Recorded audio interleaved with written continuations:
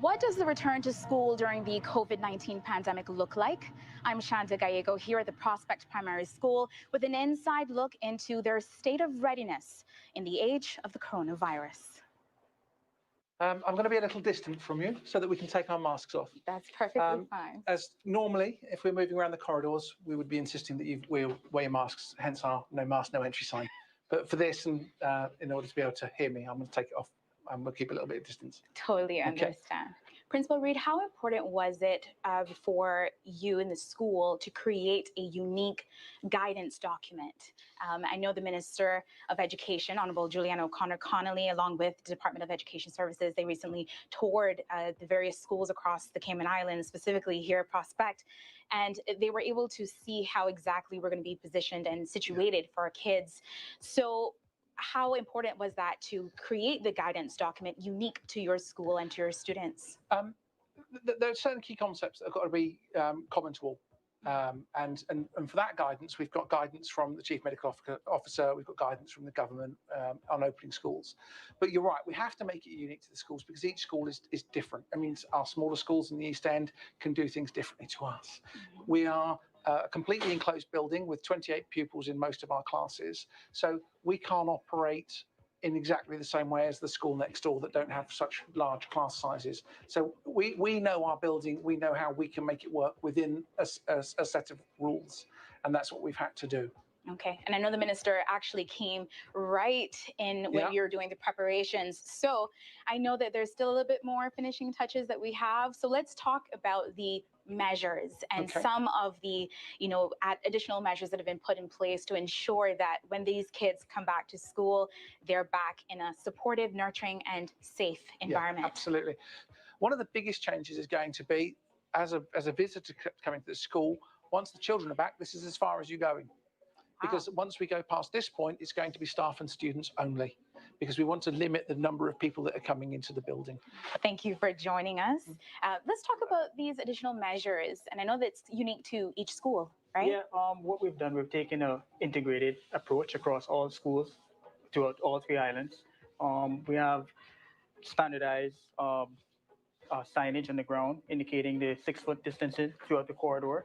And also for the plexiglass, we're installing plexiglass barriers at all reception stations throughout the whole of the schools.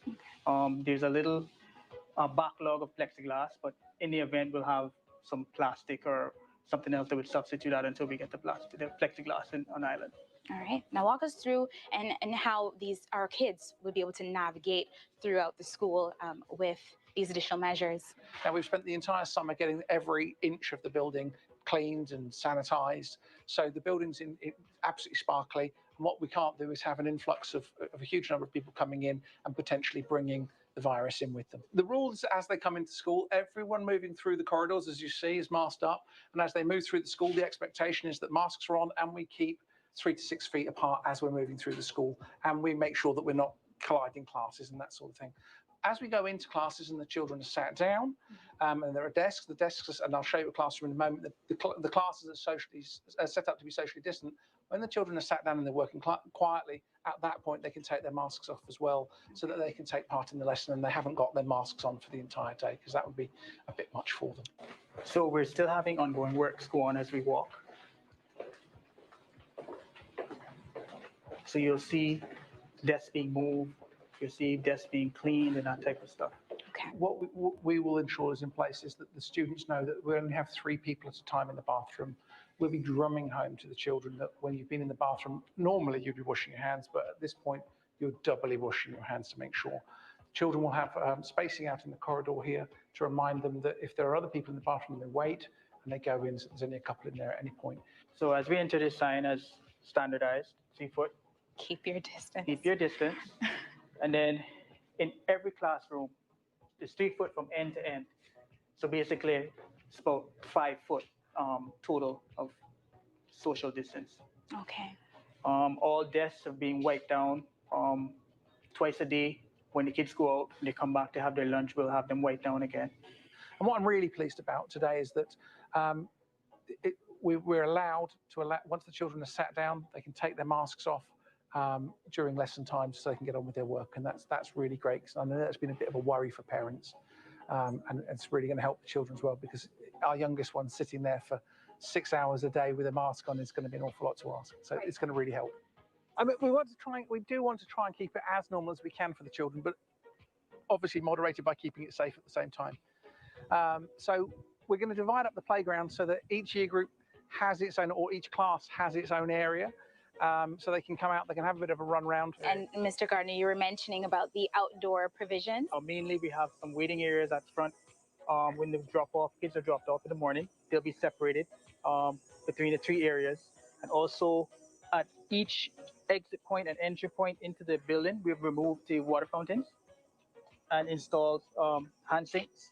We're having dispensers to dry your hands and also soap to wash your hands installed. That's going to be installed shortly. But at the water fountains on the outside of the building, we're going to replace with this type of system. Mr. Ray, thank you so much for joining us. Thank you for having me. Now let's talk about the canteen services and how food will be consumed and how food will be served.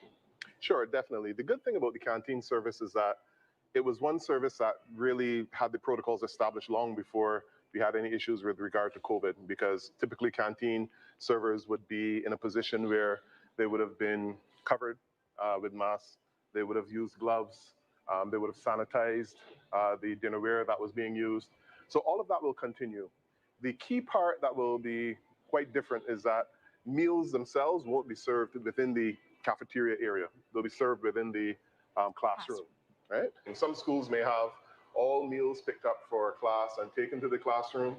It may be a case where students are coming and collecting meals and going back to the classroom, but that's up to the organization of the school and how best they do it. But the important thing is that it'll be covered meals, and the eating of the meals wouldn't be in the cafeteria space itself.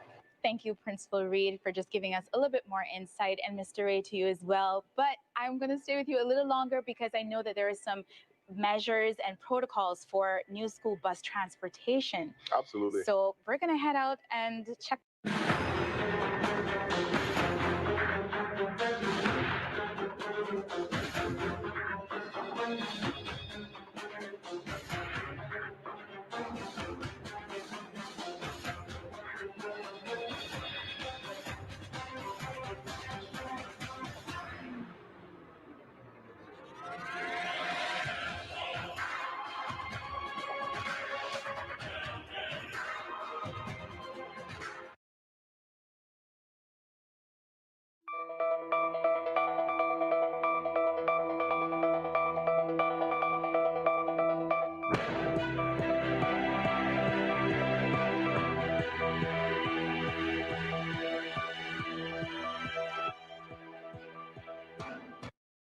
Hello, everyone, and welcome to today's press briefing. I'm Donna Bush. I'm so glad that you could join us here on all of our channels. To begin, we go to today's prayer with Pastor Mike Irby. Father God, for today, I want to pray verse of the day, Romans 12:21. Do not be overcome by evil, but overcome evil with good. So today, Father God, we pray that we'll be all about being good, doing that which is good and pleasing in your sight in everything we do and say. I thank you, God, for the good position that you put it, K-Man in terms of recovery, 100% recovery from COVID, God. And I thank you that we're in a good place here. God, we can say that you have healed, Father. You have blessed, Father. For many have done what they could do on their part, but only you could bring healing. So, God, we continue to pray for wisdom and guidance amongst our leaders, people in places of position. God, I pray that you would help us to overcome our fear by faith in you, Lord.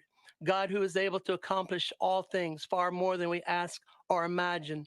And God, you put us in these good positions. You have allowed us to have wisdom, God, and we pray for continued wisdom for all in places of leadership, for all of us as we work together. Father, we know that there's evil all around us, but today you've reminded us that we overcome evil with good, that which is good and pleasing in your sight. And God, if we're wondering what's good, we can live according to the standard of your word, the Holy Bible. So God, help us to have that as our standard for how we live life together and to trust you for what only you can do in delivering us from evil. For you're a good, good Father. And today we say thank you. In Jesus' name, amen.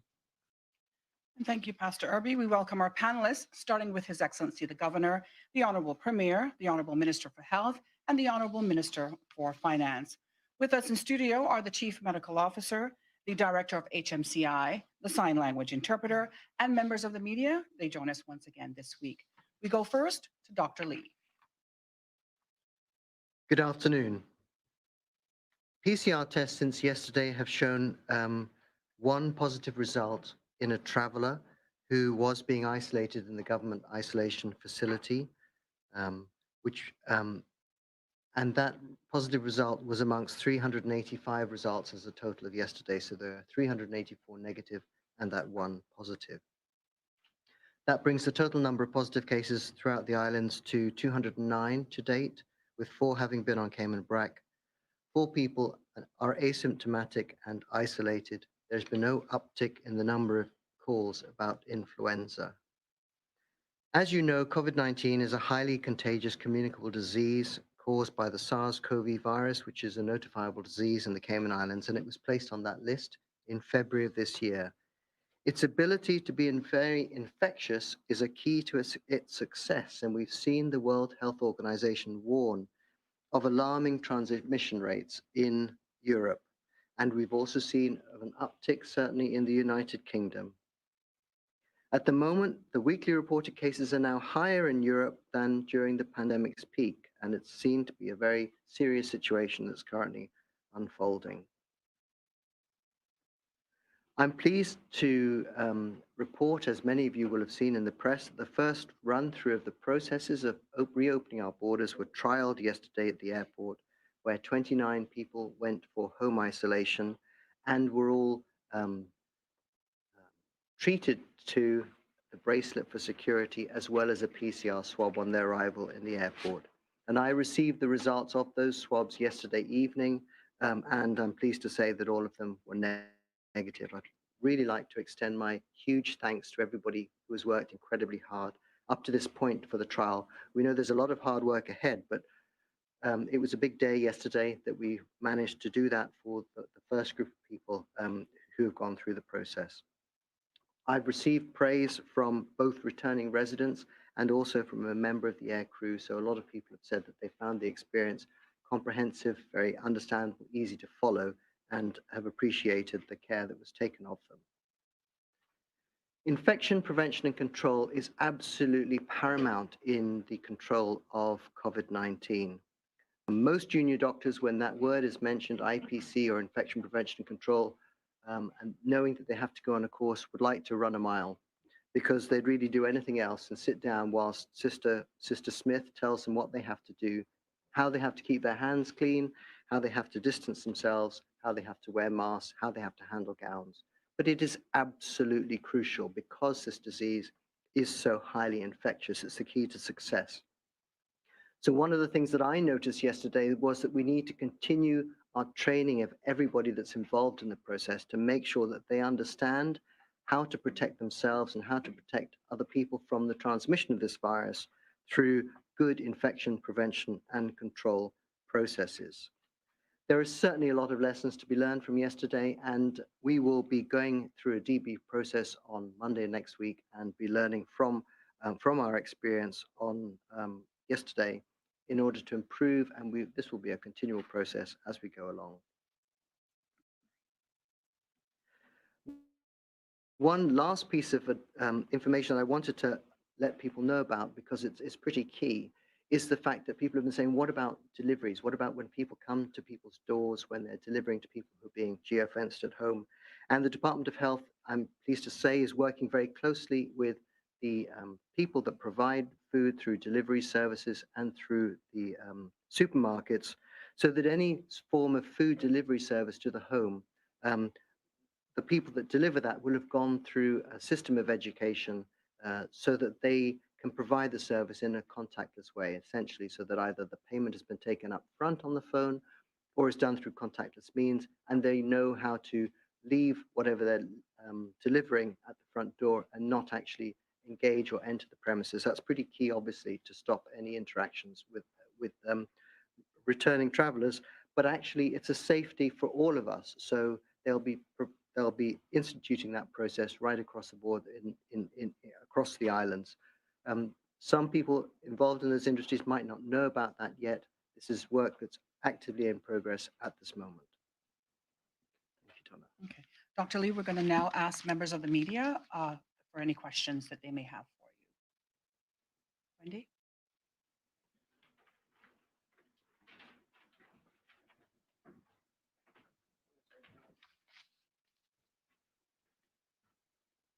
Thanks, Donna. Good afternoon, everyone. Hello, Dr. Lee. The testing at the airport, is that rapid testing? No, the testing at the airport is our usual PCR testing. We took the samples, obviously using all appropriate infection prevention and control methods, and then transported those samples to the laboratory to be tested there.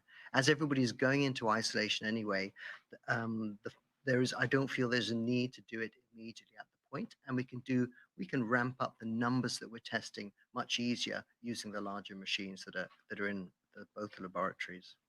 So effectively, those 29 people went to their homes before they had those results?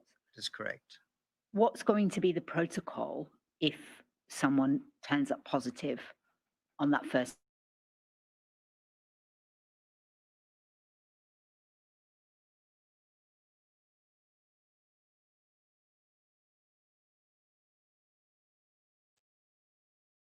People who are positive are kept at home. So they will continue to be kept at home. That is the plan under the but they will shift sort of from the management by the surveillance team to being looked after by the public health team and monitored much more closely from the health perspective when they move into that category. You'll know that now currently people will go into isolation and don't have a test until the 14th day. So in many ways, we are trialing this system of testing initially to see whether it reveals any additional information, for one, and for two, also because this whole process is a trial, we're using as an extra layer of security, as one of the many different layered things that processes that we have in STEP to keep the population safe. Can you explain the difference between what you said was the surveillance team and then public health? So Dr. Tasha Garcia Ebanks is here, who has been heading up the whole process. She is here to answer any detailed questions you'd like to ask about the home isolation program. But the surveillance team is not medical. They will be monitoring the output from the bracelets. There's a dashboard there that they will see, and any alerts that the dashboard sends up, they are able to respond to, either initially themselves or through the police, should that be necessary. Okay, so who does the actual random checks? Would that be public health or the surveillance? I'm going to hand that over. Actually, yeah, quite a few of these questions might be. Related to that? Okay. So, because they're about Thank you. how that works. Dr.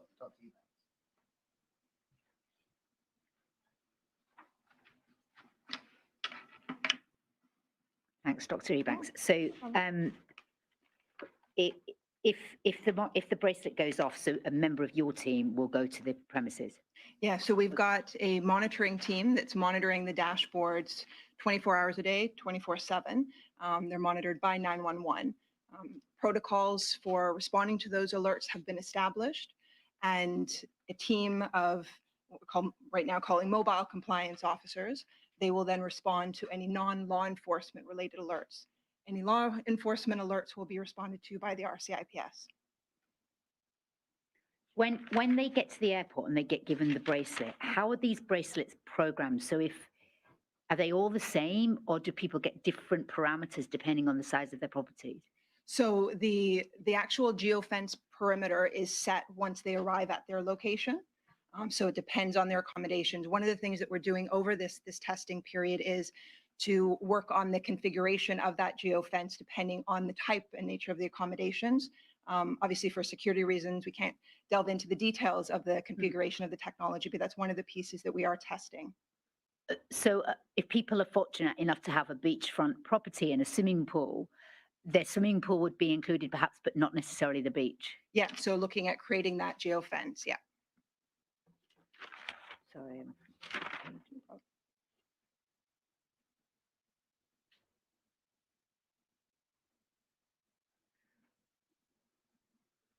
Okay, that's it. The only one I had actually was just the active cases for Dr. Lee, which was the three, we now have 4 active cases. The 3 are well past the week, so it's 3 weeks since they first arrived. If you could just clarify what the situation is with those original 3 that tested positive over a week ago. There's no change in our process for that. If ever we have somebody that's identified as positive, they will automatically go into a quarantine period of at least 10 days, depending on whether they develop any symptoms or not. At the end of that 10-day period, they'll get their negative test. If they develop symptoms under that, that will extend their period until they get their negative test. So as these people have been asymptomatic this whole time, when they reach the end of their 10-day period, they'll be tested, and if they're fine, they'll be released. So effectively, even you said that like one of those cases that the person had a very, very low viral load when they actually did test positive, but yet they still have to stay that full 10 days regardless. The moment we identify a case, we treat them as if that is the time at which we identify that they are COVID positive, and that's the time at which their quarantine due to the infection begins. Okay, great. I think that's all I have. Thank you very much. Appreciate it.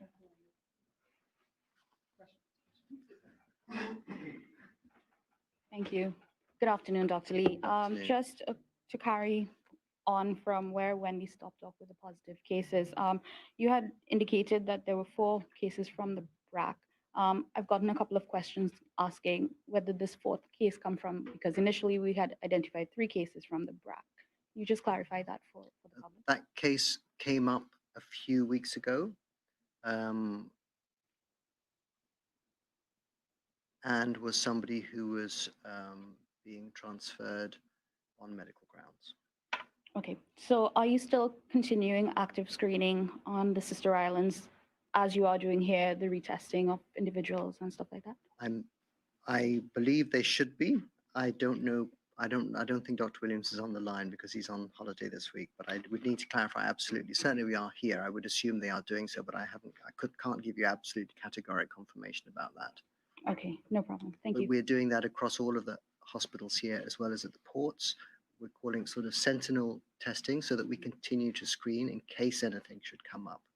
Okay, so just to get back to the process for the border reopening and the rapid test, at what point are you going to trial that part of the border reopening?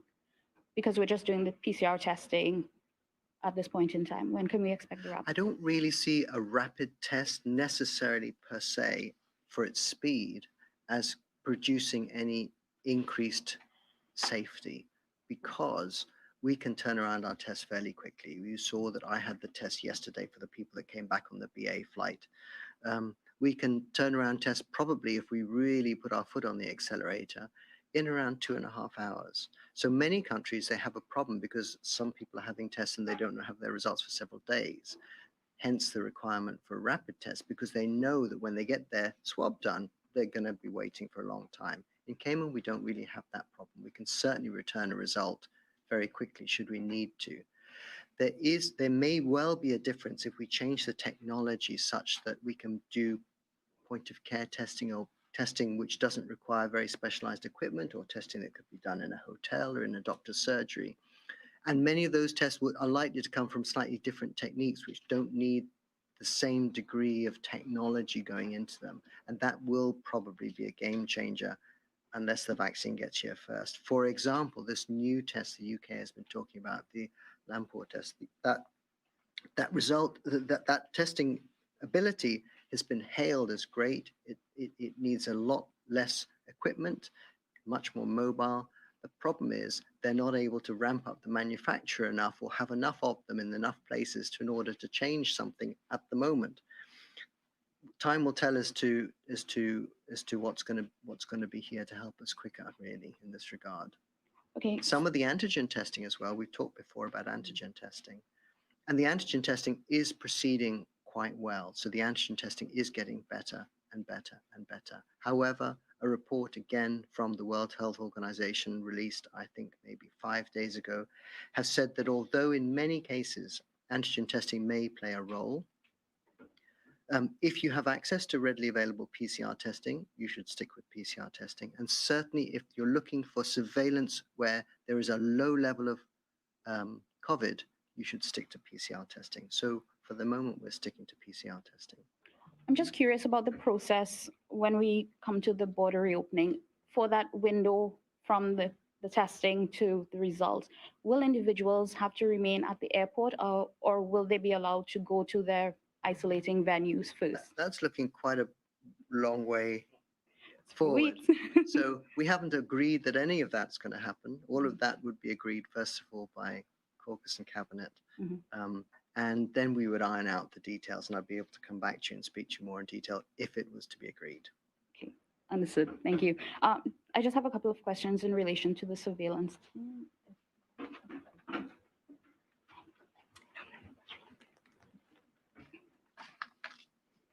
I just wanted to find out what's the quota that you have arranged for the surveillance team? How many people do you have logged that are dedicated to monitoring these individuals who will be home isolating? So right now, as of today, we have 8 individuals.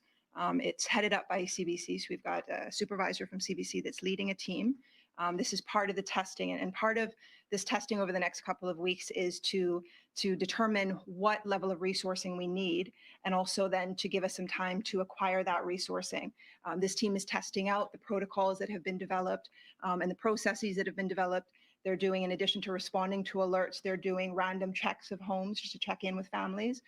Part of that is just as a supportive mechanism so that these individuals aren't alone, but also just as a compliance, mechanism, surveillance, to make sure that they also know that we are watching. And there is a requirement to comply with the COVID regulations, and we want to support them in doing that. And so, having these random checks is helpful in that regard as part of our multi-layered approach to this. Okay, thank you. So you also mentioned the non-law enforcement aspect. What about the law enforcement aspect? When does that kick in, or how does that process work? Because we had new regulations that were published yesterday, and it included police powers as well. So can you explain that? So where there's a breach a breach of the geofence, or where there's any kind of breach where we suspect it's a violation of the COVID-19 regulations, because it's 911 that's doing the monitoring, and they're actioning any of the responses to the alerts, notifying the relevant teams, they will then notify the RCIPS, and that's where law enforcement then will get involved in the process there. Okay, now we had a comment come in from the public on yesterday's process and the selection of the individuals who were going to be participating in the home isolation program. Can you say why it was such a small net? Is it because you just have 8 people doing the monitoring right now, and at the next flight you're going to increase that? Because there were some people who wanted to participate in the home isolation, and they were told that, well, you can't right now. Yeah. So, I mean, limiting it is part of kind of the overarching obligation that the government has to protect the country. And so ensuring that the sample group was large enough that it could serve as a good test, but also small enough that we weren't unable to then provide for the services and the needs of the group, and protecting the country at the same time. So all of the infrastructure that's being built to support this program is all being put together now. And we've got 2 weeks to October 1, which is actually less than 2 weeks really, which is not a lot of time.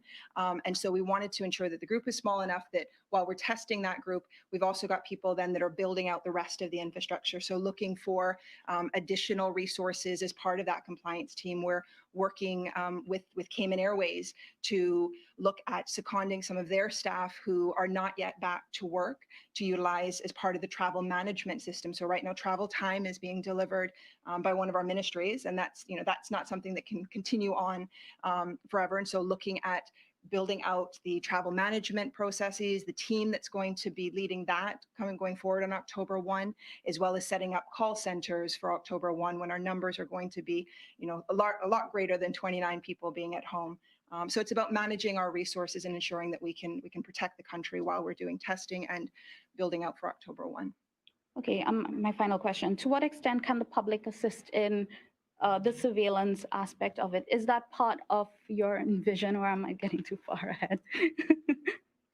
I think that's something certainly, if the public were to be involved, something certainly that Cabinet would have to give us direction on engaging the public.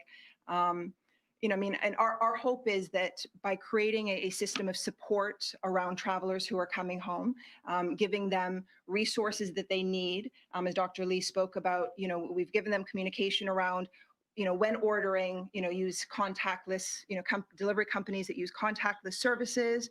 Certainly public health, as he shared, is doing a great deal of work with companies that do deliveries so that that can be a safe process. So I think by supporting persons in self-isolation and being successful in self-isolation, having a call center to call if there are challenges or issues, the call center is also going to make random calls to them to check in on them. They've got a lot of communication before they came. They're going to be getting communication over the course of their 14 days so they don't feel alone and wondering, well, what's next? What's happening? I haven't heard from anybody. And as we shared, we're going to have our mobile compliance team making random visits. So I think, our perspective is that if we support them in being successful in their responsibility to isolate at home and to comply with their commitment to doing so, that there won't be a need for the general public to have to help to surveil that group and to provide a compliance function. So it's about trusting on the one hand that people are going to do the right thing, and on the other hand making sure that they have the support and the systems to help them be successful in that. Okay, I know I said that was my last question, but you also raised another point, the mental health aspect of Yes. home isolation. Yeah. Is that going to be part of I know you touched on it, but we all went through the lockdown. There were periods of isolation where, you needed that extra helping hand. Will you be partnering with any of the mental health organizations on island to kind of give that extra support as well as, apart from the surveillance teams, just asking, how are you doing today? Yeah, so interesting. That actually came up at a meeting with HSA earlier this week, looking at the telemental health services to ensure that persons do have access to that level of support. So there are still arrangements that are in place post our shelter in place provision. So we're looking to see if that's sufficient or if we need to increase those. But yeah, exactly to your point, that's why we're having, the call center doing some call and check-in so that people aren't alone. And also they've got, right now, the group that's in home isolation right now, there are 2 phone numbers that they can call, and they've got access to people 24 hours a day, 7 days a week if they need to call somebody. So yeah, that's certainly something that's top of our mind. Okay, great. Thank you. Thank you, Dr. Lee, Dr. Tasha, and to members of the media. We're going to go now to the Honorable Premier for his remarks. Hello, everyone. I think a lot of the things that I am going to cover now have been addressed in one way or another by Dr. Lee and Dr. Garcia. But as a former minister used to say, repetition bears emphasis. I'll start with an update on the BA flight that landed yesterday and the commencement of the home isolation trial. Yesterday's flight provides us with an important opportunity to extensively test the individual components of the phased opening of our borders program prior to the 1st of October. The BA flight arrived yesterday carrying 95 persons. A total of 29 persons from 12 households who arrived on the flight were onboarded onto the home isolation program, with the remaining passengers going into a government-managed isolation facility. The home isolation participants are required to wear an I'm Safe smart wristband, quarantine in residential or other accommodations approved by the Medical Officer of Health, undergo COVID-19 testing upon arrival and again on day 15, and remain in quarantine for a minimum of 14 days, after which a negative test result and sign-off by the Medical Officer of Health would be required prior to receiving clearance to go out into the community. The participants were also provided with an information pack that included quarantine at residence general information, food, medication, and essential supplies purchase and deliver guidelines, useful contacts, for example, the travel support team and the flu hotline, prescription refills, supermarkets and restaurant directories, isolation guidelines from the COVID website, managing COVID anxiety, again from the COVID website, managing mental health for young adults from the COVID website, and pen, notepad, thermometer, and first aid kit provided by HSA.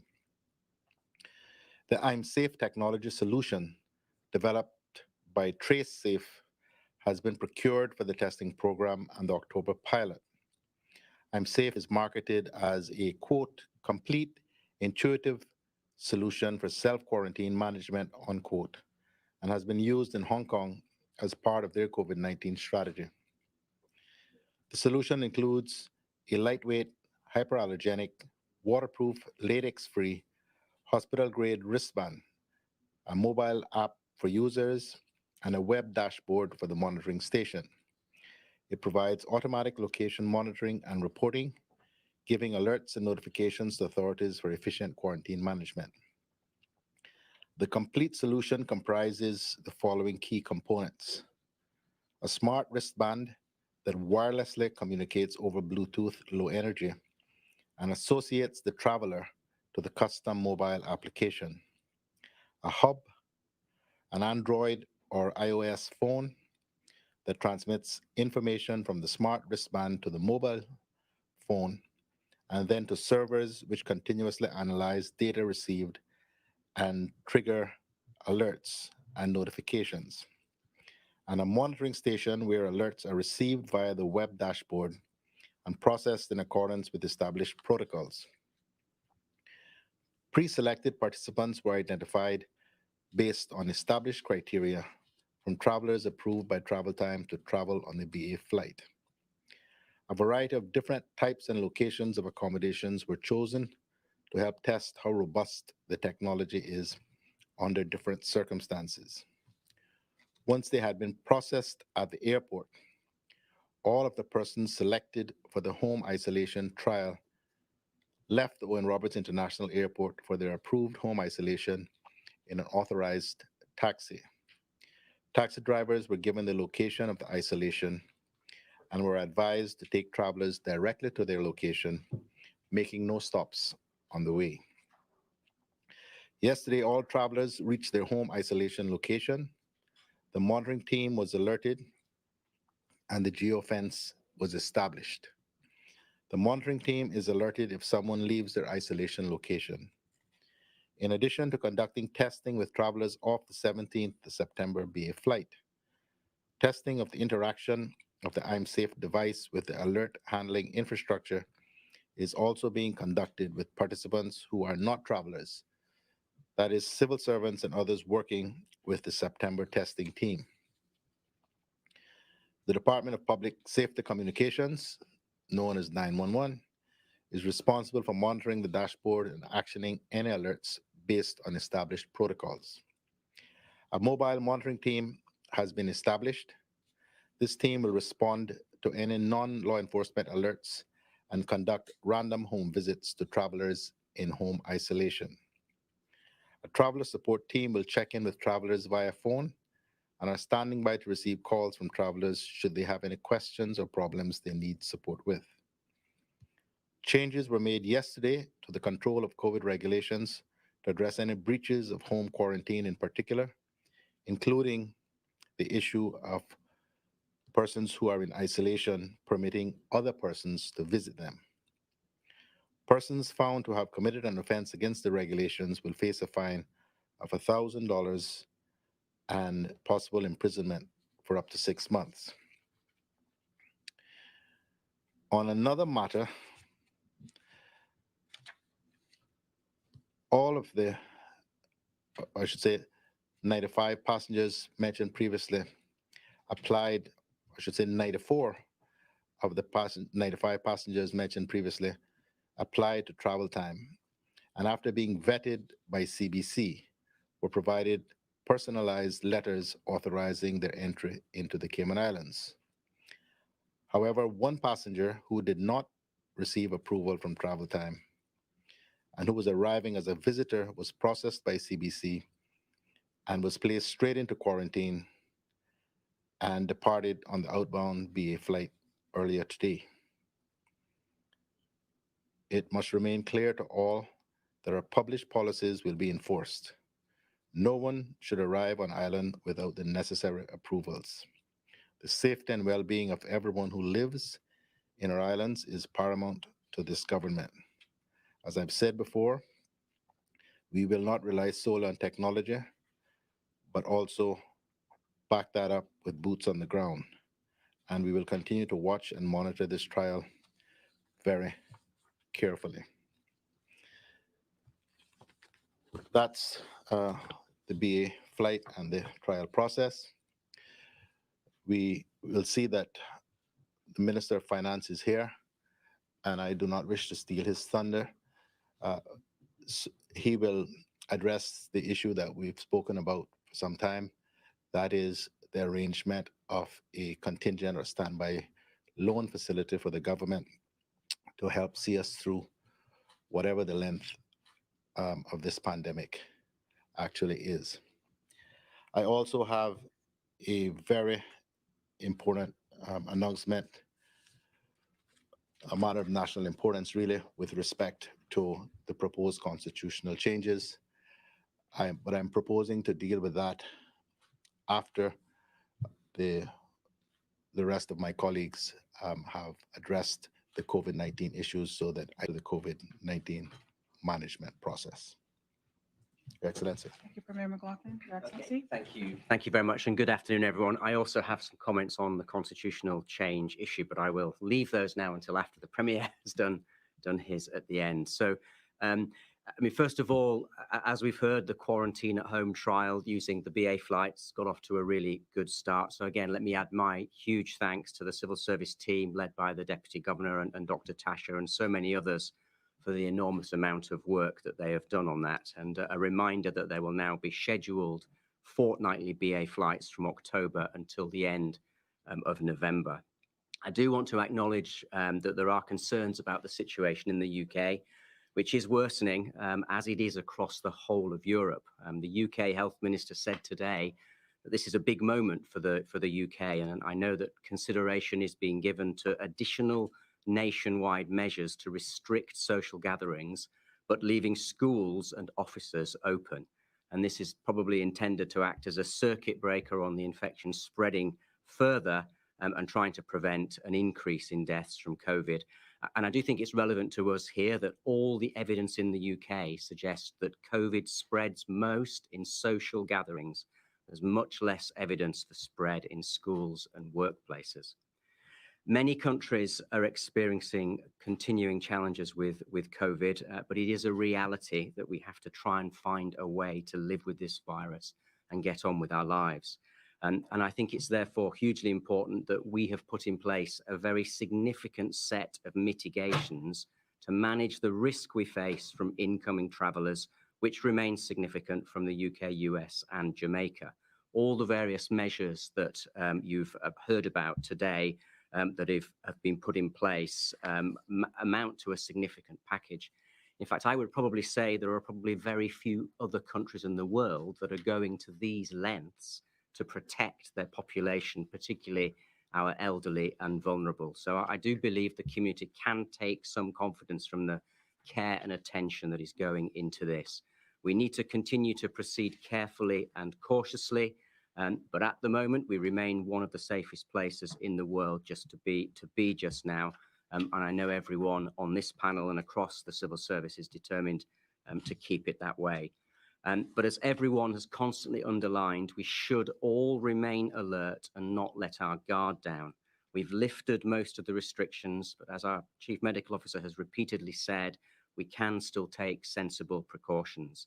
Hands, face and space remain the key going forward to protect ourselves. So we need to continue with good basic hygiene, wear masks where you're asked to do so, stick firmly to the regulations around social gatherings. And again, I just want to underline just how impressive our testing has been. And as Dr. Lee has said again, we do have the capacity to ramp up testing very quickly, up to as many as 3,300 tests a week if we need to do so. And also the quality of our testing continues to hold up extremely well. And we know we compare favorably because we're in touch with PAHO, the regional WHO body for the Americas, but also more recently, and I'm told through a HSA interaction with the WHO, which again reaffirms the very high quality of our testing. So again, that gives us confidence we can deal with whatever situation we might face and quickly isolate any outbreak of cases. But we had a case today, so we must bear in mind it's inevitable we will have more cases from travellers or even community transmission going forward, but we are ready to cope with it. And I want to just make a plea today on a separate issue for everyone in our community to treat everybody with courtesy, dignity, and respect. I know that dealing with this global pandemic has created its own unique stresses and strains, and that we've all felt that despite our favorable circumstances. But I've seen a number of comments made on WhatsApp in recent days about the Civil Partnerships Bill, which I feel are deeply irresponsible. In fact, I find them quite shocking. The worst ones have been referred to the police to look into. I'm not going to single out individuals or organizations, but I call on both sides of this debate to lower the temperature and please think twice before posting anything on social media that will offend others in our community. And just think about the damage you're doing to our international reputation before posting some of the comments. We're known to be a community of Caymankind, but unfortunately, a small number of people in our community are falling below acceptable standards of behavior. I will comment on constitutional change a little bit later. Finally, just very quickly, I just want to say I've been asked by the Cayman Regiment to note that 2 more Caymanians are going to London today to Sandhurst for junior officer training. And we have just started the recruitment for reservists, the next batch of reservists. So I do think it's a really exciting initiative and wanted just to underline that on behalf of the regiment. Thank you, Donna. Okay, thank you very much, Your Excellency. Minister of Health. Thank you, Donna. Good afternoon, everyone. Grand Cayman, Cayman Brac, Little Cayman, and our Caymanian diaspora listening in. As we continue to prepare our phase reopening and now our testing of the systems to be put in place, we rely heavily on the science of it all and the experiences of other countries' trials and tribulations. We pray we get it right, but as you can see, there is a risk, but our job is to pay attention, listen and minimize the risks, and to trace and control as quickly as possible. Today's scripture readings from Proverbs 3:5-6. Trust in the Lord with all thy heart, and lean not on thy own understanding. And in all thy ways acknowledge him, and he shall direct thy path. Shout out today, happy birthday to my son, Zachary Seymour. And also want to offer my condolences to the McBean family that lost their mother. Also wanted to note a concert tomorrow, Saturday the 19th at 7 p.m., dubbed Grateful, celebrating God's mercies during COVID-19 thus far. We'll be singing testimonies, food, singing from the Williams Quartet, Impulse Band with Rex and Lammy, and Jay Prophet, and many, many more singers and entertainers. Quincy Brown should be emceeing that. It's at the Cowood Beach, so come on out.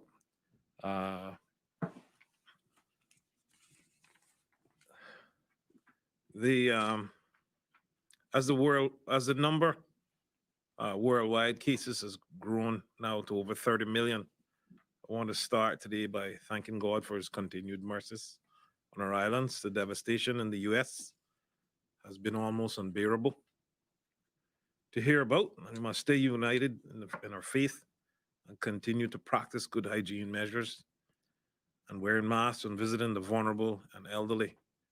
We'd like to remind the community that face masks are still required at all HSA locations, including district clinics. They're also still required at police stations and care homes, and also at pharmacies. The most recent regulation states wearing of masks, Section 5.2a, that a healthcare facility may require that any persons who visit any of such places shall wear a mask, and a person who refuses to do so shall be refused entry. I wanted to take the time to share this as the HSA is still seeing a lot of patients arriving without masks. Would also like to congratulate the HSA team who came together to successfully run the COVID-19 testing pilot program for the BA flight yesterday. It has taken a lot of manpower and organization from various departments, senior management, public health, health information management, facilities, IT, the lab, just to name a few. We have been able to take away so much from our first run through, and overall it went very smoothly. Dr. Lee also met the arriving passengers yesterday, and so many have reached out to say how grateful they were to see him there. I also wanted to remind the community that as of September 4th, the Department of Environmental Health has revised their post-COVID-19 lockdown hours at the Georgetown landfill. Their operational hours are as follows: Monday to Friday, 7 a.m. to 5 p.m., Saturday, 7 a.m. to 1 p.m., and closed on Sundays. The 24-hour landfill drop-off will remain open 24 hours a day, accessible to the public for the disposal of small quantities of garbage. Lastly, I would like to address some of the talk around flu vaccines and questions whether we should get one or not. According to the CDC, it's likely that flu viruses and the virus that causes COVID-19 will both spread this fall and winter. This means getting a flu vaccine during 2020 to 2021 is more important than ever. While getting a flu vaccine will not protect against COVID-19, there are many important benefits, such as flu vaccines have been shown to reduce the risk of flu, illness, hospitalization, and death. Getting a flu vaccine can also save healthcare resources for the care of patients with other severe illnesses of COVID-19. Flu vaccines can reduce the risk of flu-associated hospitalization for children, working age adults, and older adults. As I've mentioned several times before, this should be coupled with policies that allow unwell employees and students to stay home, whether to work from home or rest. It is important preventative tools for people with chronic health conditions. For example, flu vaccinations have been associated with lower rates of some cardiac events among some people with heart disease, especially among those who had a cardiac event in the past year. They can also help reduce worsening and hospitalization for flu-related chronic lung disease, such as in persons with chronic obstructive pulmonary disease or COPD. According to the CDC, flu vaccination also has been shown in separate studies to be associated with reduced hospitalizations among people with diabetes and chronic lung disease. Flu vaccinations helps protect women during and after pregnancy. Getting vaccinated yourself may also protect people around you, especially those who are most vulnerable and whom have made great strides to protect.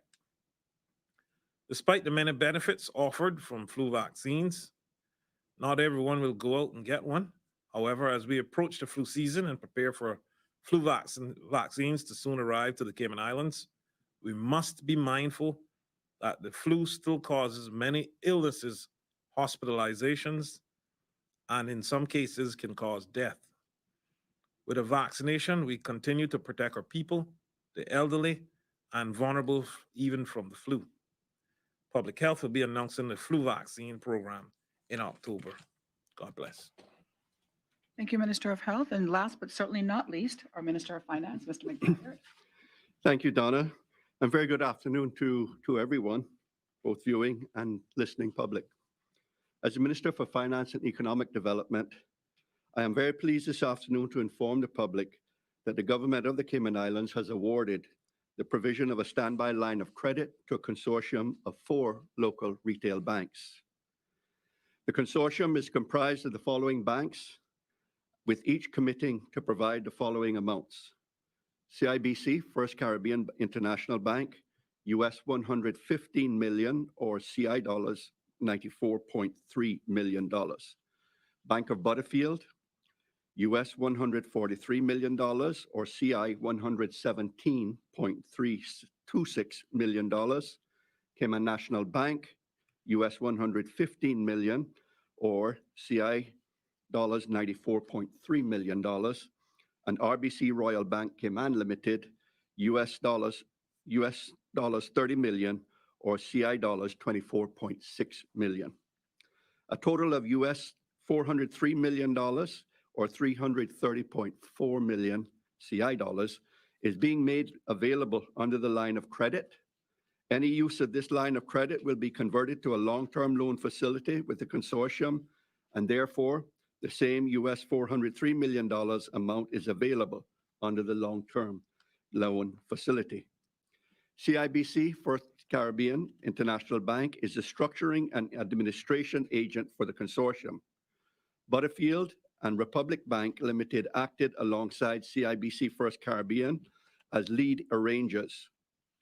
The tender process for the facilities commenced and concluded with the Ministry of Finance's Entity Procurement Committee's approval and the Public Procurement Committee's review and scrutiny. The terms submitted in the bid are keenly competitive. These facilities demonstrate that the government of the Cayman Islands continues to be regarded as a high-quality sovereign, as is reflected in our Moody's rating of AA3. The tender followed all required procurement guidelines, and it is very pleasing to me that we are seeing local commercial banks come together and submit a single bid to the Cayman Islands government, thereby demonstrating their confidence in the government and the country as a whole. This is a win for government, and it is a win for the people of the Cayman Islands. I just want to reaffirm the sentiments that will be attributed to the Honorable Premier in the written press release that will be issued after this briefing. And that is this government's strong fiscal management with past healthy annual surpluses, paying down debt, and growing our reserves has placed us in a better place than most countries. The government doesn't say this to be boastful. We're making this point to acknowledge our own gratefulness for our past efforts, which we see now bearing fruit for us today in allowing us to safely and quite stringently to face the challenges of COVID-19 from a financial viewpoint. Whilst we have access to the line of credit, we do not expect to need it or expect to use it before the end of the second quarter of 2021. In effect, this is a much needed insurance policy for the Cayman Islands. I would like to thank the Financial Secretary, the Accountant General, Deputy Accountant General, and the Ministry's Entity Procurement Team for the stellar job in getting this line of credit and a long-term loan facility in place. I must also recognize the important and independent role of the Public Procurement Committee, the PPC. They scrutinize the proposed decision and endorse the conclusion to make the award to the consortium. The PPC is an independent of the government. An appropriation for a possible $500 million borrowing will be presented to the Legislative Assembly at its next meeting and to the Foreign, Commonwealth, and Development Office for approval prior to accessing any of the funds from the line of credit. This appropriation will include the $330 million CI loan under this line of credit, as well as provide government with the ability to borrow an additional sum of up to $170 million if it becomes necessary. The $330 million and the $170 million will make up the total of $500 million CI that we will be seeking approval for. At the expiration of the 18-month line of credit period, any amount advanced and unpaid under the LOC will be converted to a 15-year fixed interest rate amortizing loan with the consortium banks. Both the line of credit and the long-term loan are priced at 3.25% per annum, the current prime rate offered by local banks. The cost to put the line of credit and the long-term loan facility in place will be approximately $2.4 million US. Any use of the funds will address needs resulting from government's loss of revenue and its increased expenditure related to COVID-19, particularly increased expenditures by government to support the vulnerable in our community and business entities across the islands that have experienced financial hardship as a result of the pandemic. The government considers the award to be an important milestone It is another major step in having assistance on hand to help the islands, its citizens, its residents, and businesses to recover from the economic and financial hardships caused by COVID-19. I also have some very positive developments to report this afternoon concerning the delivery of mail from the United States. The Postal Service has been working tirelessly for several months to make arrangements for the resumption of mail service from the United States. Many of you will know that transportation of mail between the United States and the Cayman Islands is a contractual matter for the United States Postal Service. I am pleased to announce this afternoon that the United States Postal Service and Cayman Airways have finalized a contract allowing our national carrier to transport U.S. mail into the Cayman Islands. The first shipment of mail will arrive on Monday, 21st of September.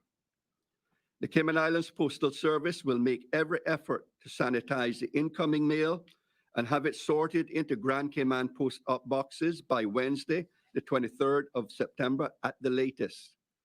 Any U.S. mail to Cayman Brac and Little Cayman will also be processed expeditiously for onward transport to the islands. The USPS, or U.S. Postal Service, has also advised that they have updated their systems, lifting the restrictions on mail to the Cayman Islands. What this means is that Cayman's mail from the U.S.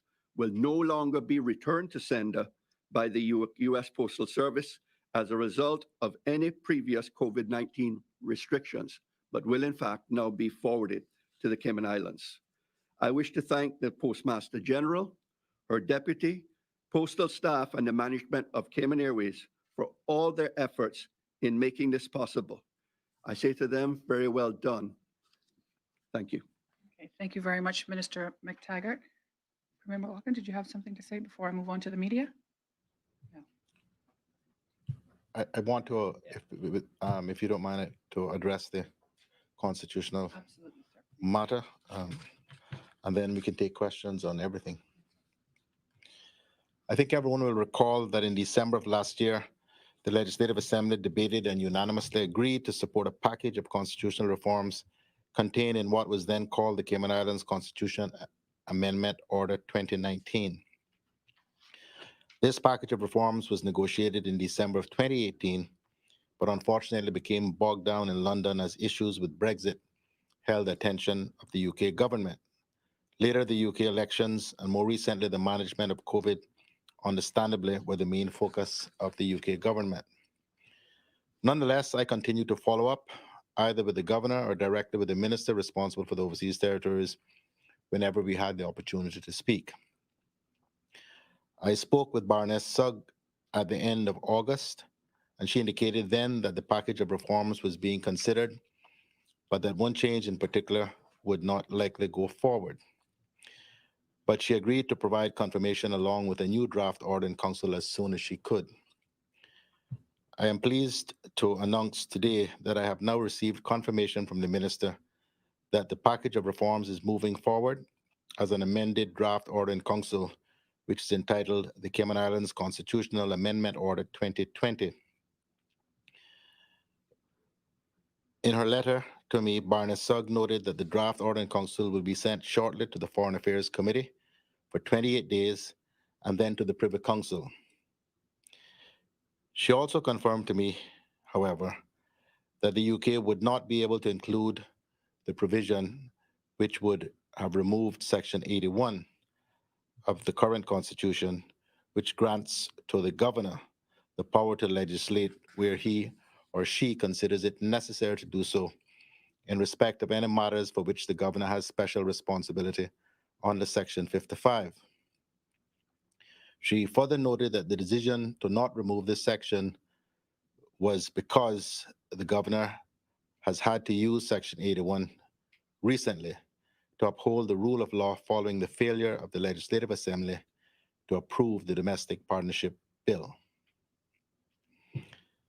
Those who attended the negotiations in London in 2018, including MLA Alva Suku and then Leader of the Opposition, MLA Ezed Miller, can attest that the negotiated package of reforms, including the removal of Section 81, was hard-won and brought significant benefits to the Cayman Islands. These wins came about because the UK government recognized how far we have matured as a country and as a legislature, and in the end, had agreed to many of the reforms being sought. However, as indicated by Baroness Sugg, the new draft order in council now does not include the removal of Section 81. I'm a pragmatist, and so I have come to accept that Section 81 will now remain in the Constitution. But I will always regret the opportunity that we as legislators and as a country have lost. Hopefully, some future government will be able to achieve what we came so close to doing. But let us focus now instead on what is still a very important and useful set of reforms that will not only advance our islands and constitution, but will provide our islands with several protections. The often mentioned Section 125 of the current Constitution reserves unto Her Majesty the power to legislate for peace, order, and good government of the territory, a provision that is common through almost all of the overseas territories' constitutions. In light of some of the issues that we have grappled with over the last few years, involving what we viewed as overreach by the British Parliament in particular, we sought to put some parameters around this provision and were successful in getting the UK government to agree to insert a new Section 126, which doesn't exist in the current constitution, which would read as follows, quote, notification of proposed acts of parliament extending to the Cayman Islands or orders in council extending such acts of parliament to the Cayman Islands. Where it is proposed that A, any provision of a draft act of the Parliament of the United Kingdom should apply directly to the Cayman Islands, or B, an order in council should be made extending to the Cayman Islands any provision of an act of Parliament of the United Kingdom. The proposal shall normally be brought by a Secretary of State to the attention of the Premier, so that the Cayman Islands Cabinet may signify its view on it. This section does not affect the power of the Parliament of the United Kingdom to make laws for the Cayman Islands or the power of Her Majesty to make an order in council extending to the Cayman Islands any provision of an act of Parliament of the United Kingdom, unquote. This new provision is listed at the end of the package of reforms, but I am mentioning it first, given its importance to us as a country. What this does for the first time is to put into the Cayman Islands Constitution a provision that appears in no other constitution in any overseas territory. A mandatory provision that before the United Kingdom government or the Parliament may legislate for us, that at a minimum, they must consult with the Premier and the Cabinet, has to then signify its view on the proposal. This buys not only time, but the opportunity for broader consultation across Whitehall and Westminster in the UK, so that we don't wind up with situations where the United Kingdom Parliament simply on a whim can amend legislation that is progressing through the House of Commons and that has the effect of intervening in areas of domestic policy by legislating for us. Similarly, and in the same vein, is the agreement to the following provision being added to our Constitution in Section 44. Quote, for the avoidance of doubt, it is declared, subject to this Constitution, that the Cabinet possesses autonomous and exclusive capacity in domestic affairs for any matter that is not one of the following. A special responsibility of the Governor under Section 55(1). B, a function which the Governor must exercise under this Constitution or any other law in his or her discretion or judgment, or in accordance with instructions from Her Majesty through a Secretary of State. Or C, a function which the Governor is empowered or directed, either expressly or by necessary implication, to exercise without consulting with the Cabinet, or to exercise on the recommendation or advice of, or after consultation with any person or authority other than the Cabinet, unquote. This new section makes plain that the responsibility for the domestic policy of these islands is a matter squarely for the elected government and not for the United Kingdom. This is similar to a provision that applies in the states of Jersey and the Channel Islands and will provide us, as it does them, with some increased insulation from intervention by the United Kingdom Parliament and indeed the United Kingdom government in areas which are devolved responsibilities of the local government. The United Kingdom has also agreed to remove Section 80, which is the Secretary of State's power to disallow legislation passed by the Legislative Assembly. This is another significant concession, even with Section 81 remaining in place. These changes are by themselves significant and will help advance our islands politically and constitutionally, giving us greater responsibility to control our own destiny. What also caps this off for me is the United Kingdom's agreement for the Legislative Assembly to be changed to the Parliament of the Cayman Islands, and that for the elected members to be called members of Parliament. This change reflects the true standing that we will have in constitutional terms. In addition, as I've said previously, this change is hugely important when elected members are dealing with international matters, or indeed dealing with the United Kingdom government or any other government. Government officials understand intuitively that a legislative assembly is an inferior body in constitutional terms to that of a parliament.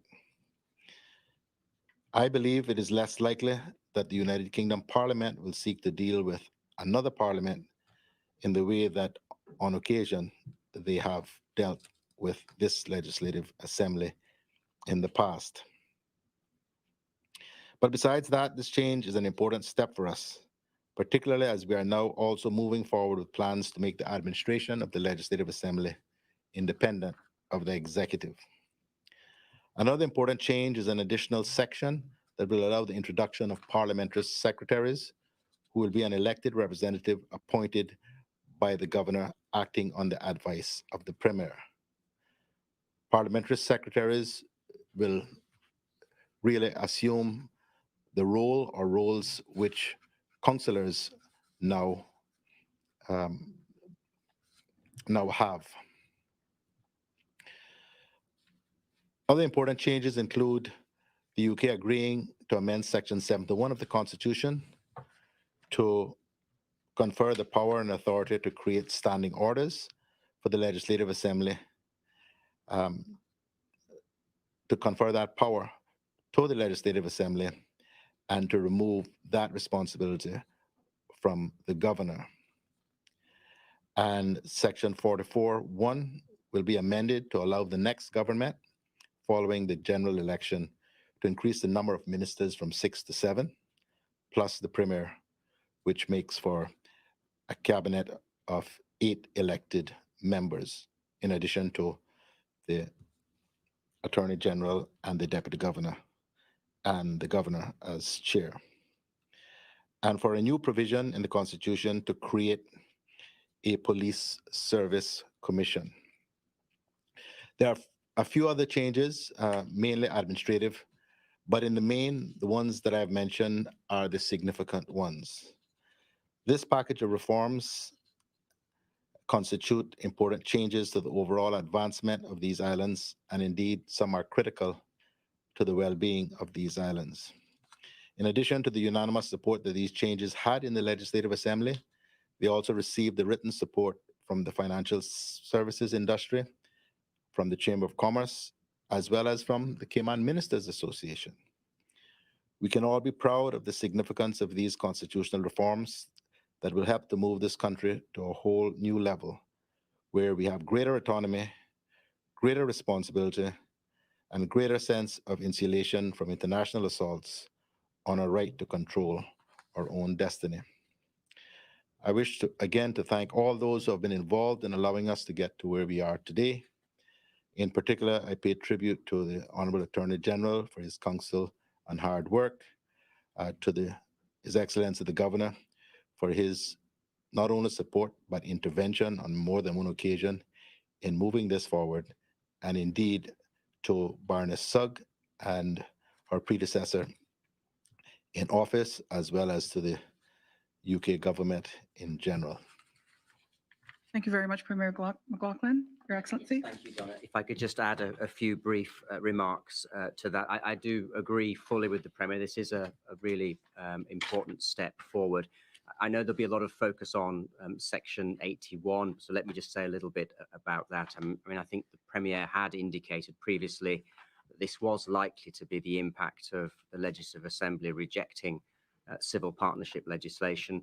The UK needs to be able to exercise its responsibilities and international obligations in an overseas territory, and similar provisions do exist in other overseas territory constitutions. But the situation over this bill unfortunately demonstrated a need for the UK to retain this element of the Constitution at the present time. But it wasn't a decision that was taken lightly. And I think as the Premier set out the changes in the package, it shows that the UK fully supports and respects Cayman's extensive responsibility for domestic affairs. I also know that the UK has great respect for the Honourable Premier and his government in how they have addressed so many challenges in recent years and handled so impressively the COVID pandemic. It is very rare for these situations to arise. Section 81 has only ever been used once before, and the UK had to pass an order in council for some OTs to meet international obligations to abolish the death penalty in 1991 and legalize homosexuality in 2000. But these situations are very rare. So I'm really pleased that the remainder of the reform package is going ahead and it's on track for delivery in the next few months. And as the Premier said, it's a really good package for Cayman, reinforcing autonomy for domestic affairs, advancing our good governance arrangements and modernizing the UK-Cayman relationship. So I do believe this is an important achievement, and the successful outcome reflects very well on the Cayman negotiating team, ably led by the Honourable Premier with the support of the then Leader of the Opposition, Mr. Miller, and current Deputy Leader of the Opposition, Mr. Suku. I was an observer at those talks, and I know that the united front presented by the Cayman team at the talks had a very big impact on the success that has been achieved. Thank you. Thank you very much, Your Excellency. We're going to now move into questions from members of the media, beginning with Wendy from CNS. Thank you, Donna. Good afternoon, everybody. Premier, do you have any regrets now about allowing a conscience vote for the domestic partnership bill, given that we've lost what was your crowning jewel, really, in those negotiations? Well, I wouldn't say that was a crowning jewel. I think it's a very important provision. But no, I don't. It was a matter, I think, and His Excellency agreed with me, that it was quite proper to allow a conscience vote on a matter such as that. But in practical terms, had I not done that, I probably wouldn't be sitting here as Premier this afternoon. It would have probably brought the government down. And as tempting as that might be, and as sometimes even for me, for there to have been a collapse of a government in the middle of this pandemic, I'm not sure that would be in the best interest of these islands. Can I just also cross that to the Minister of Health? Do you have any regrets about your decision to vote against it, given the outcome? No regrets whatsoever. Thank the Premier for allowing us to use our conscience. I don't think that the Premier was surprised that we expressed our struggles with supporting the domestic partnership bill as it was. So it wasn't a surprise. We know we had our challenges. He did the right thing. I thank him for it.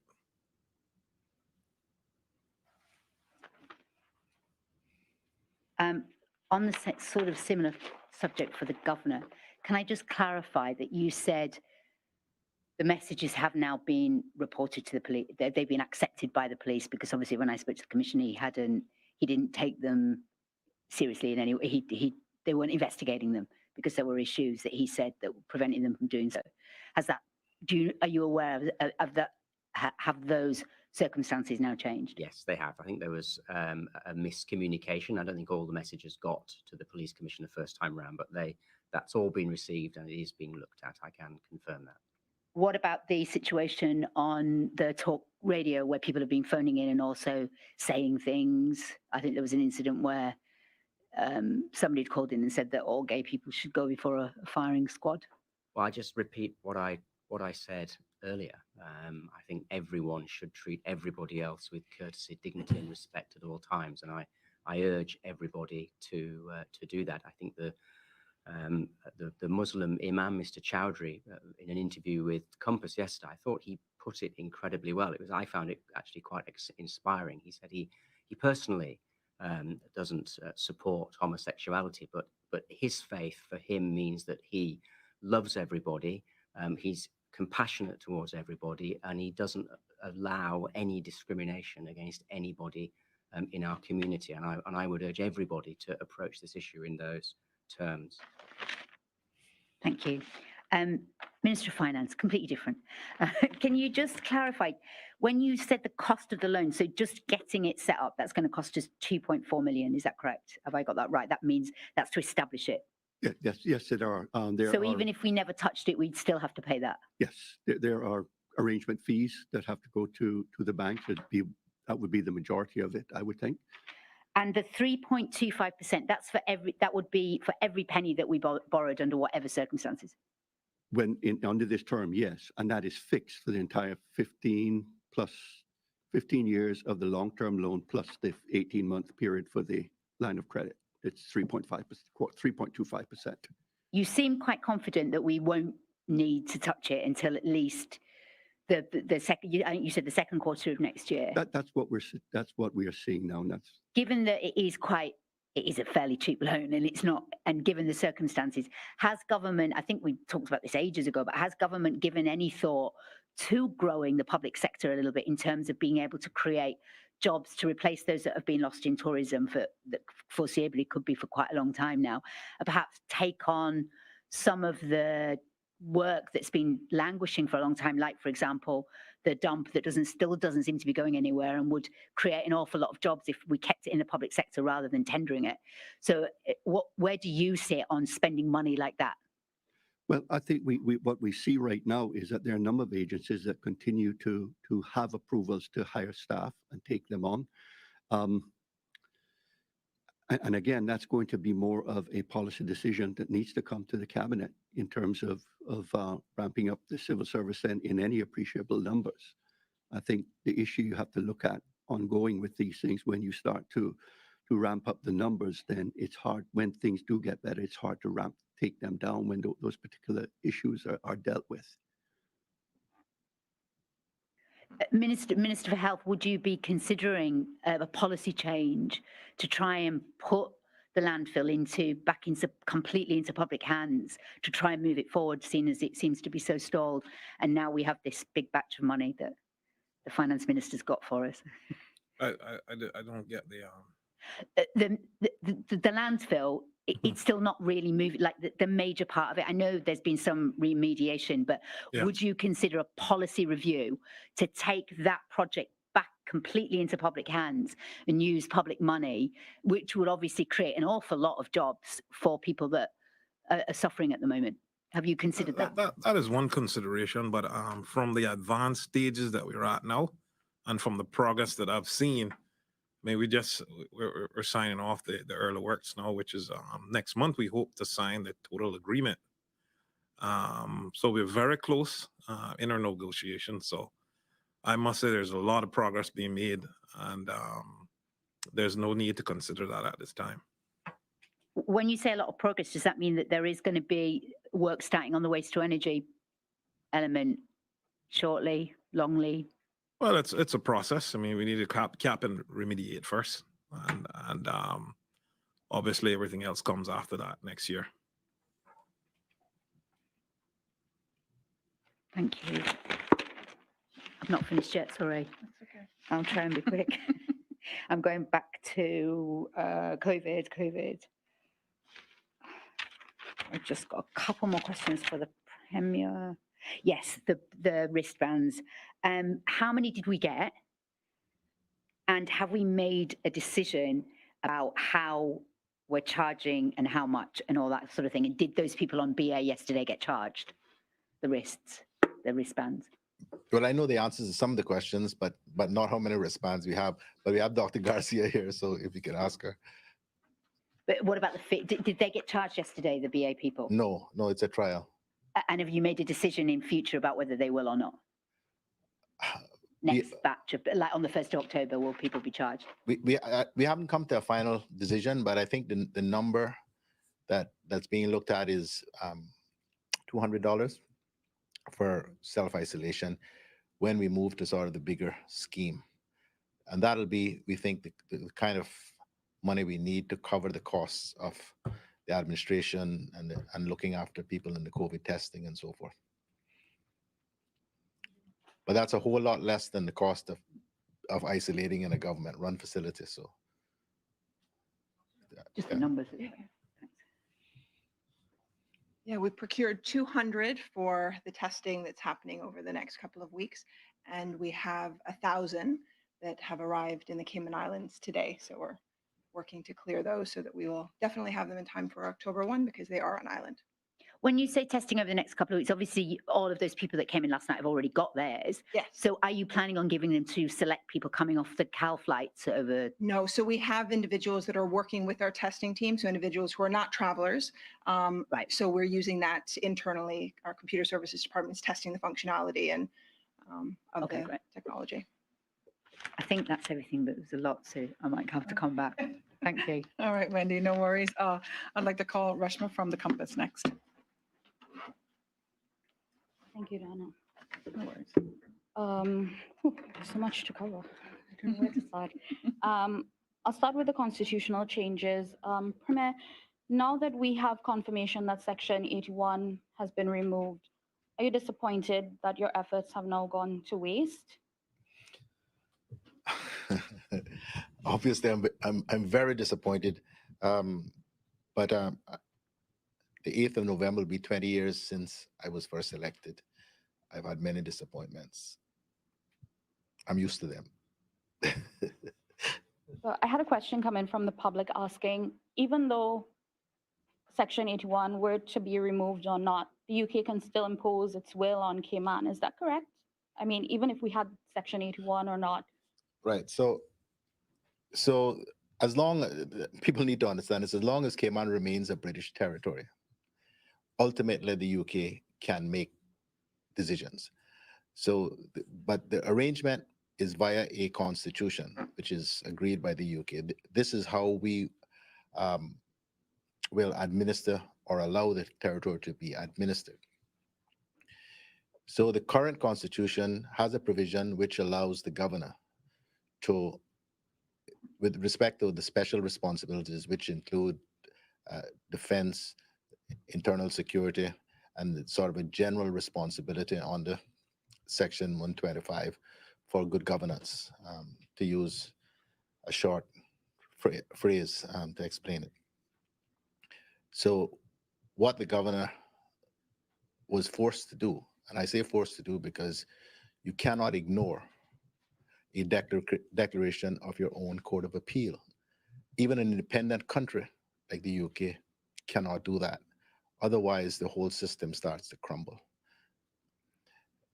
So he exercised the power given to that office, the office of governor, under the Constitution. So the removal of Section 81 would have taken that power away from the office of governor. So the issue would have had to be kicked up higher up, which is Her Majesty and Privy Council, who would and have done in the past and continue to do, make an order which can change legislation. Indeed, the Constitution itself is promulgated and comes into effect by virtue of an order of Her Majesty and Privy Council. So, but that would have had to be the route that the UK decided to go. And they could have done so as well, but because there was a local power to do so, that was the route down which the UK decided to go. But those who get on the talk shows and even in the House and pound the drum about the UK doing. As long as we remain a British overseas territory, ultimately, the UK has that power with respect um, to matters which affect good governance, matters which affect the areas of the governor's special responsibilities. Now, the draft order is going to go to the Foreign Affairs Committee. The Foreign Affairs Committee has issued a report, I think it was last year, can't get the timeline right, but in that report, they made some serious recommendations in relation to voting rights and other issues. Are you concerned that with this draft order going to the FAC, there may be further tweaks to what the draft order is going to look like, or is it just an administrative exercise for this report, this draft order to go before the FAC committee? There may be tweaks. But what you're talking about wouldn't be tweaks. Those would be major policy changes. The FAC has the ability to consider matters and to issue reports, but they don't have any decision-making authority. That's a matter for the UK government itself. I don't anticipate that we will have issues. There was major concerns around the issue about same-sex relationships and partnerships or whatever, which the FAC had raised over and over again, and was seen by the UK government to be a major stumbling block. That issue has now, some may say unhappily, but it's been resolved. So that is no longer an issue. That was the only thing that had been flagged up as being a possible stumbling block to this going through. But politics being politics, you never know. So when it's done, it'll be done. Not before that can we start to celebrate. Okay. Now, with the withdrawal of this particular provision, I know you said it was hard fought. Does that change the UK-Cayman relationship in any way? Does it even change your own cabinet relationship, the cohesiveness, the willingness to work with each other? Well, there's no doubt that the whole issue has created major strain. I mean, the same strain you see reflected and played out there in the broader community is the same strain we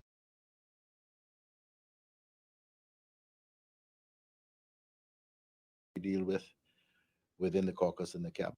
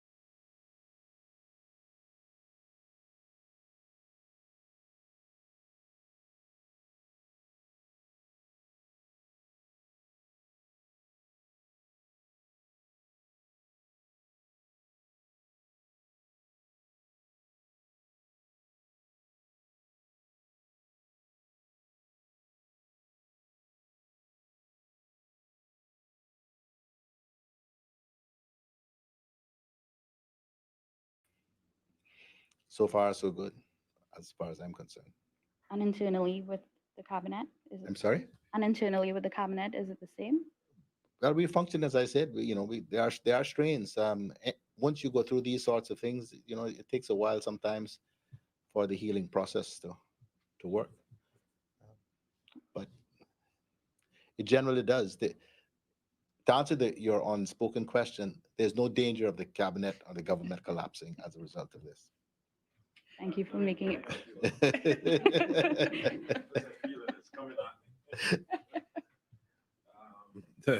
From what I've seen over the last couple of weeks in the cabinet and caucus and everything, It's good cohesion. No need to worry. No one in the country needs to worry about disruption in our early election or not from our point of view. Everything is moving smoothly. Everyone's doing their job. Everyone is taking on their responsibility. And the premier is still our commander. And we still have our admiration and respect for the premier. And I think we need to put that to bed. There were two ministers that voted against the domestic partnership bill, and they're back in cabinet and working as usual, and no need to worry. Yeah. Okay, thank you, Minister Seymour. Minister McTaggart, I'm just curious. You sought 500 million line of credit, but you only got 403. Would that be 330 CI. Yeah, 330 CI. Would that It was for 500. right? So would that be sufficient to keep us going, or do you envision maybe that's not enough right now? No, I think that is, at this point, certainly for the short to medium term, it should be very, very sufficient for us. That's why I think we also said we'd go for the additional 170 million, get approval from the LA and the Foreign and Commonwealth Office for that. So that will give whoever's going to be occupying the cabinet in 2021, it will give them that additional ability to go back and authority really to go ahead and borrow money if it becomes necessary. But this really gives us a very significant cushion to continue to weather out the trials of COVID. Okay.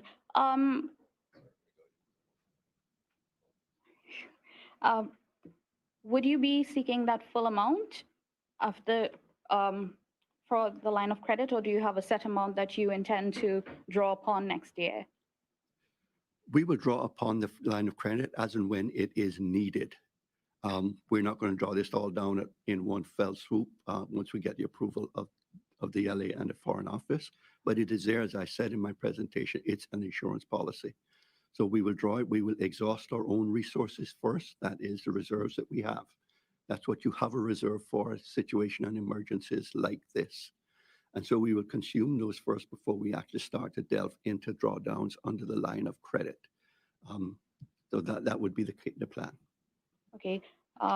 Do you have a set amount that you intend to draw upon first, or you're not ready to disclose that yet? I don't know what that amount might be as and when, and when it might be needed.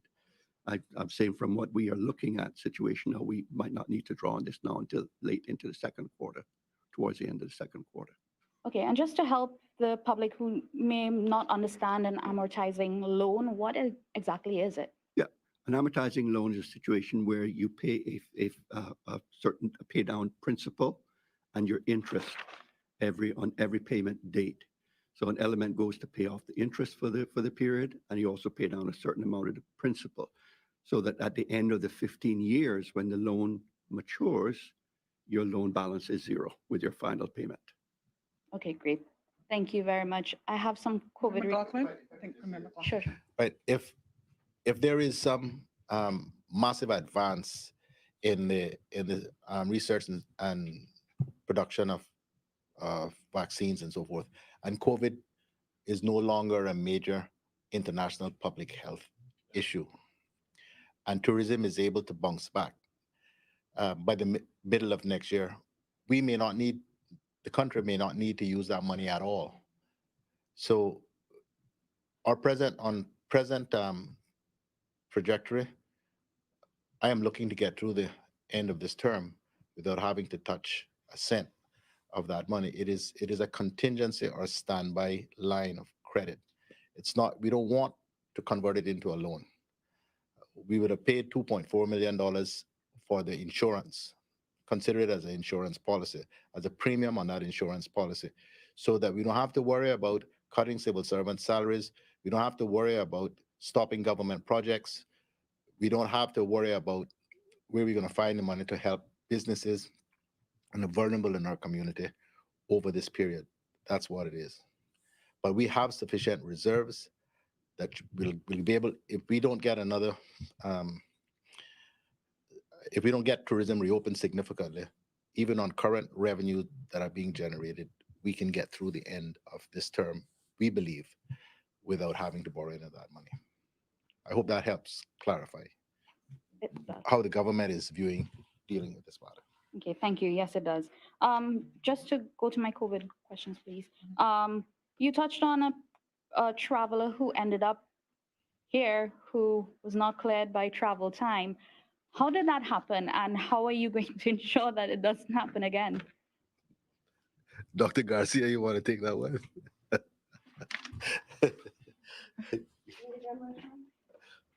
How did that happen? The passenger coming here who's not cleared by travel time, and what are you doing to travel time. I don't know. Yeah, that's being travel time. Dr. Lee? Good, Dr. Lee.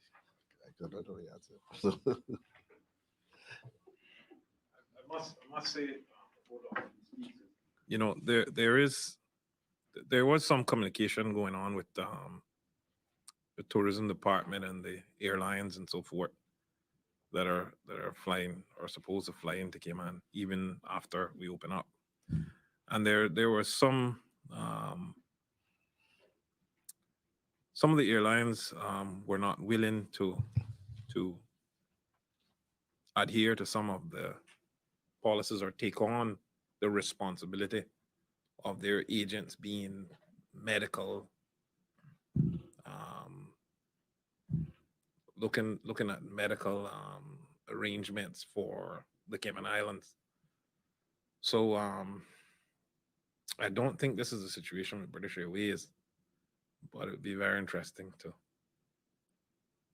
find out further how someone got on the plane that wasn't supposed to be.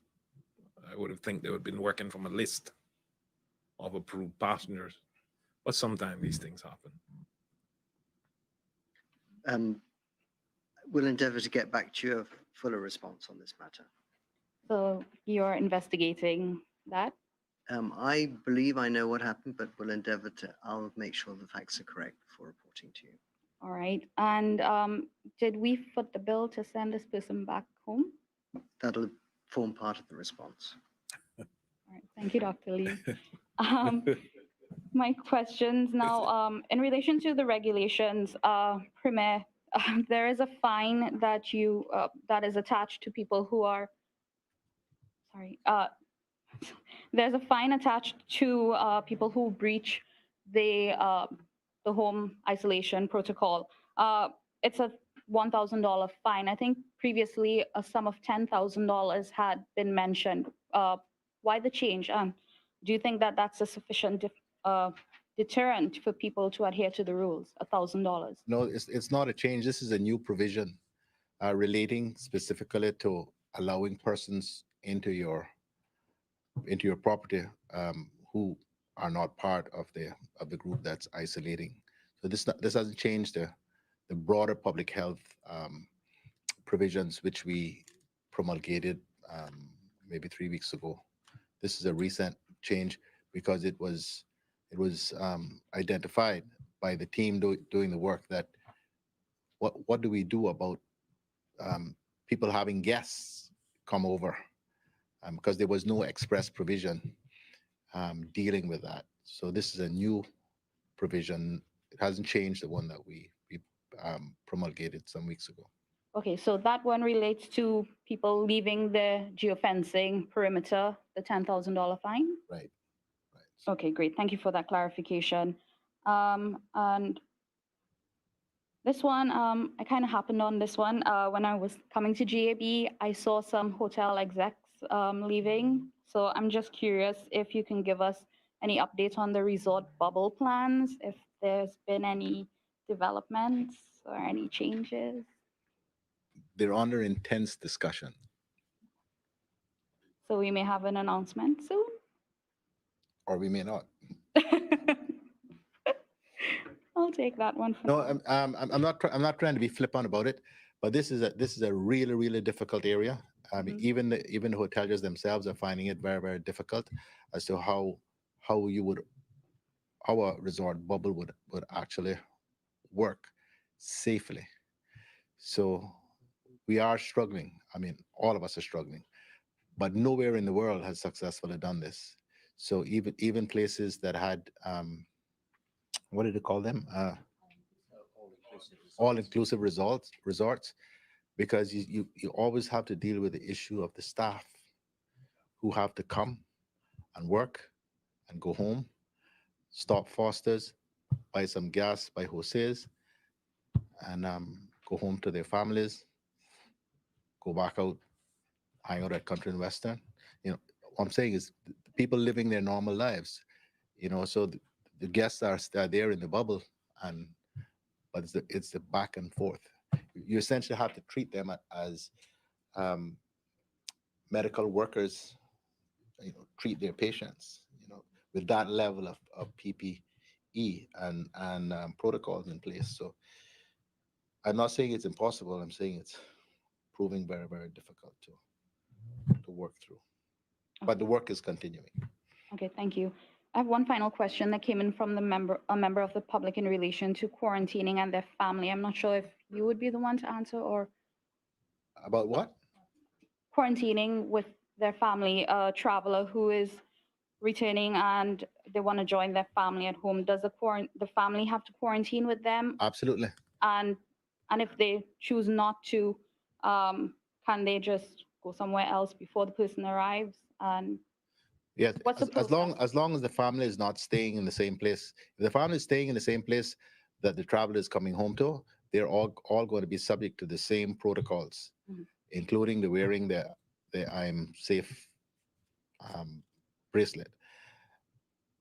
So it's often easier for the traveler, if it's a single person, to go stay in an isolation facility and let their family get on with their lives for the duration, rather than displacing the whole family or inconveniencing the whole family for a couple of weeks.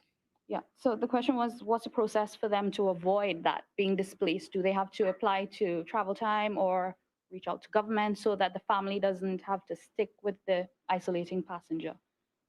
Or that arrangement can be made before they arrive? The passenger should go into a government isolation facility or another isolation facility which has been approved by the medical officer of health. But as soon as they go into that property, they possibly infect the entire or contaminate the entire area. And so everybody who lives there are going to be subject to the same protocols and the same requirements to quarantine. Okay, great. Thank you. That's it from me. Absolute final question before we wrap up from Wendy. Sorry, I'd forgotten, and Reshma reminded me. The resort bubble, where exactly would the advantage lie for Caymanians and Caymanian workers? Because if you have, say, a resort like the Ritz, where there's no Caymanians working there largely, and no one can leave, so they can't go to a bar, they can't go to a restaurant, they can't hire a car, they can't go to an attraction. Where's the advantage? Well, I'm not sure it's accurate to say there are no Caymanians that work at the Ritz. There are a few hundred. But aside from that particular point, these hotels are continuing to pay staff and incur significant operational costs. And so we are facing the possibility of another mass exodus of people from here if the hotels shut down, as well as massive loss of continued massive loss of revenue of the hotels here. At some point, we're going to have to make some really hard decisions. I think we are in pretty good shape government-wise for perhaps another year. But people have to work. Many people are earning much less than they previously would. There'll be much less spend in the broader economy. We possibly face the situation that some of the Dutch Antilles are facing now, is we're running out of money. So we have to continue to work to find ways to bring people back here to spend money in the economy. We can't government can't carry or help meet on real carrying, can't continue this indefinitely, nor can businesses. Yeah. So Also remember too, the 13% tourism accommodation tax that the government gets from every tourist that arrives here. Also, Premier, I think it's safe to remind the public that some 500 persons signed up last week at the hotel. Some 500 Caymanians that are unemployed signed up to be trained to work at hotels on the island. Thank you. Okay, all right. So that wraps it up for us for today. A reminder to those of you out there who may be interested in becoming a Cayman Islands Regiment reservist, you should go online to explore.gov.ky/CI Regiment and apply there. The deadline is the 26th of September. We thank you, the public, for joining us today, and of course to our panelists and our guests in studio. We thank them for all the information that they've provided to us. A reminder to go online to gov.ky. Until next week, have a wonderful weekend.